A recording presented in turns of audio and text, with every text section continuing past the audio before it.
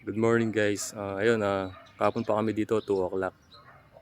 Nandito kami ngayon sa Pulong Santol, Rachel Ann's Rest House and Pool. Ayan, mag-relax muna tayo. Napakatahimik dito at malapit pa sa amin. Dito papunta sa amin. Papuntang Porac yan at saka Santa Rita. Dito naman ay papuntang Sepong Bulaon. Tara guys, tingnan natin sa loob. Ayan, dito kami nag-iinuman kagabi, nagkanta-kanta.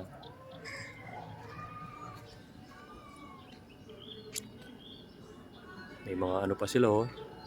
May kasoy, may bayabas, may mga manok. Dahil bunga ng bayabas oh. Tsaka yung granada. May kubo. At ang ganda ng bahay nila. Ang linis pa sa loob. Silipin natin yung mga bata. Ayan oh. Parang 4 feet lang siguro to. Pambata lang talaga.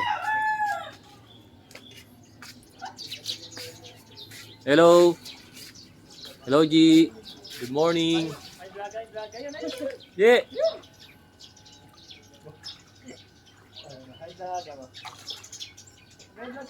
Hello!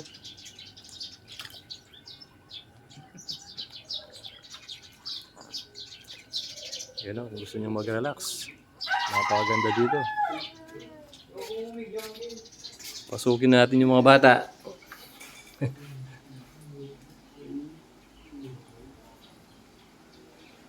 Ang ganda ng bahay nila oh.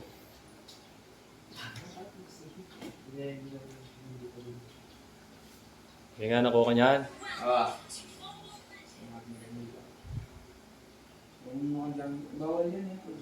Yung mga natutulog, meron pa dito.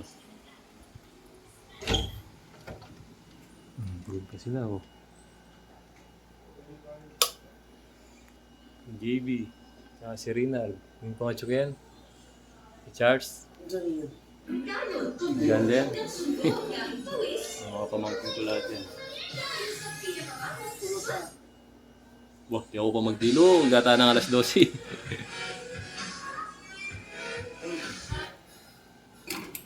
Ganda ng CR nila oh. Shower. Hello guys.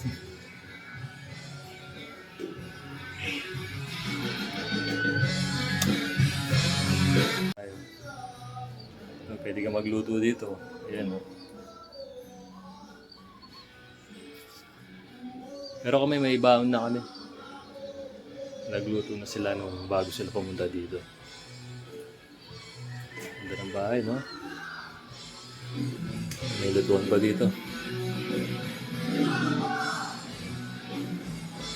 Linis. May rep din sila, oh. Lamig.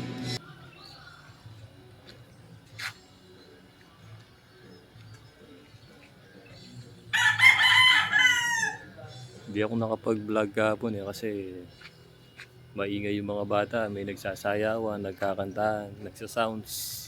Baka makapiright tayo. Ayun yung lugar niya. Maliwalas pa naman.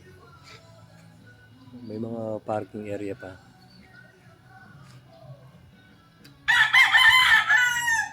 Tapos yung ibang mga jeep kahapon at saka mga 4 wheels nandito.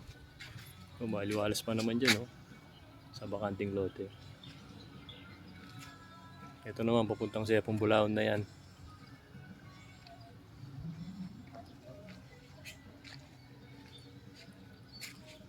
Yun guys, kung gusto nyong subukan to, very affordable price. Sa halagang 7,000 lang, sulit na sulit.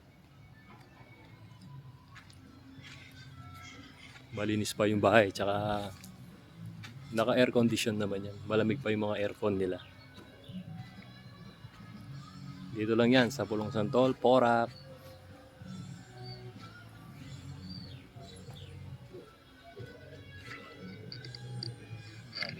Ano, bayabas.